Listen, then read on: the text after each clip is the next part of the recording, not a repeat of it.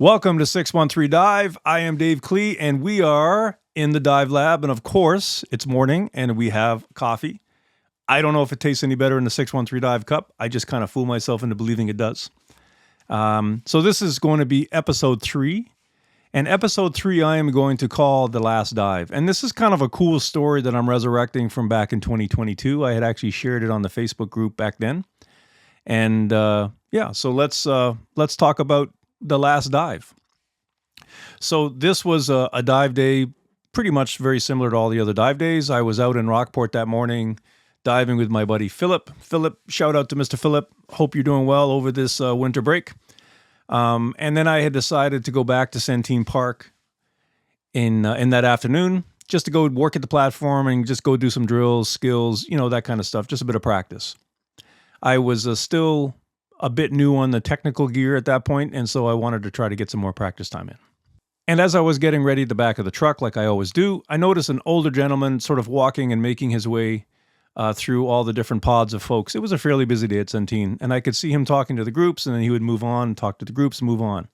And I just had this feeling, I've seen that before, folks are looking for a dive buddy. And I was like, I hope he just doesn't come my way. And sure enough, up the slope he comes. He introduces himself, very polite. His name is Bernard. And he's like, hey, I'm just wondering if you're going to go in, would you mind having a dive buddy? And I said, honestly, today, not interested because I'm just working on my own, if you don't mind. And he was like, okay, I get it. No worries. Appreciate it. And so he kind of walked away, head down, a little dejected. And honestly, I just felt pretty shitty. I said, hey, look, if you don't mind, I'm just going to be at the platform working through skills. That might take 5 to 10 minutes. And after that, we could go for a quick tour of the park. How does that sound? And his face kind of lit up. And he's like, are you sure? And I said, yeah, for sure. It's fine. And he's like, I really appreciate it. And off he goes. He had a little RV camper that he was kind of staying in. And then he, gets all his gear down on the bench. And I go over and talk to him for a bit, and I could see them, and all the gear is put together properly. He's got a Steel 100 tank. All the gear looks good. And so, we just proceed to get ready. So I didn't know at the time, but as we're starting to make our way down to the steps, we start to get in the water, and he goes, Dave, I really appreciate that. Thanks so much for doing this. And I said, it's no worries. Don't worry about it. And he was like, today is the last dive. And I said, oh, okay, got it. And in my mind, I'm thinking, all right, it's the last dive of like a vacation, right? And but he just made it sound like it was so much more than that. And so I said, hey, Bernard, what do you mean it's the last dive? Like the last dive of the vacation? And he was like, no. It's he's like, Dave, I'm 75 years old. And he goes, I've been diving since 1970. And I was born in 1970. And I said, the last dive ever, Bernard? And he goes, the last dive ever. And I was like, you're telling me that your last dive, I get to dive with you for your last dive? You've been diving since 1970? And he's like, yeah. I was like, wow. I said, that's pretty incredible. He says, I've been trying to find a buddy all day here at Centene Park, and nobody would sort of buddy up with me. He said, it's hard to find buddies these days. The gear's not getting any lighter. And he goes, it's been an incredible hobby that has given me so much over the years that I've been diving. And he said, so I told my wife, on the way back to Montreal today, I'd just like to get one more dive in and then call it a day. And I was like, wow, that's incredible. And I said, well, I'll tell you what, to hell with the skills, let's just go for a good tour of the park and we make this last dive worth it. And he's like, are you sure? And I said, oh yeah, I'm sure.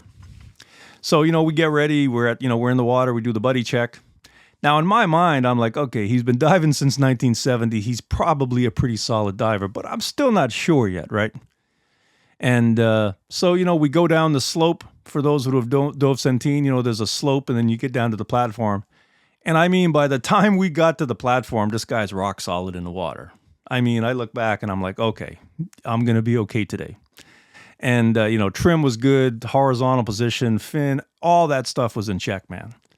And gave him the quick okay. And we did, I think it was like a 35 or 38-minute tour through the park. And we, Viz was not that great that day. He was, right beside me the whole time. And I could just tell he was having fun.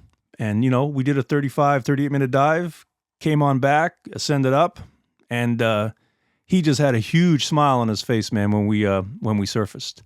And he was so appreciative of me taking him for that dive. And in fact, I tried to tell him it's the opposite. I just couldn't believe that, I basically told this guy no, and he would have gone back dejected, not getting that last dive in. But something told me to change my mind, put the assumptions away, and it ended up being one of the more positive dive experiences I've had to date. And so it's a good message for me to say, slow down a little bit on that judgment call.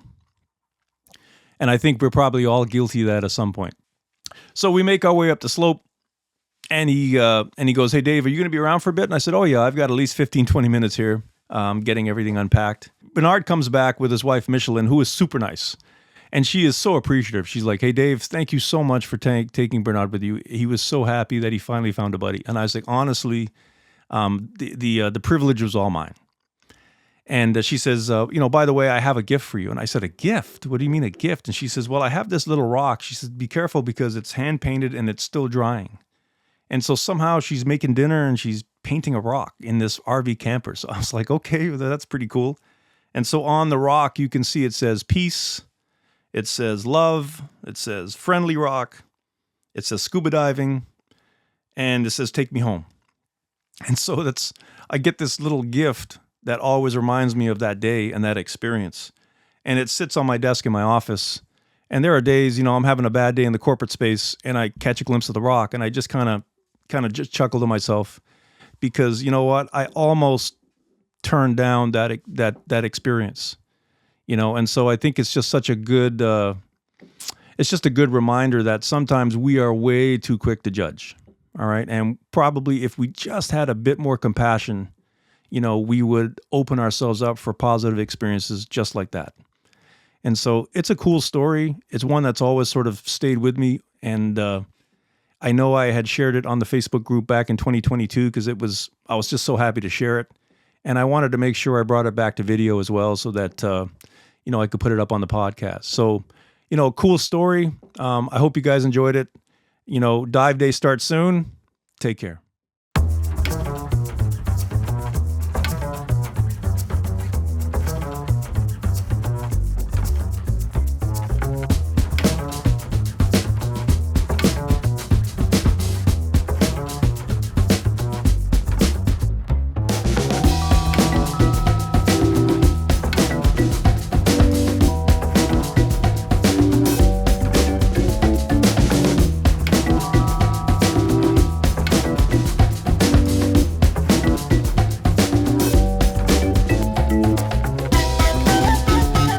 We need to restart that. I don't really feel I don't feel the energy on this yet. I'm not happy with that. I notice a young too many uhs. Too many We can't do that. And so let's chop this up one more time.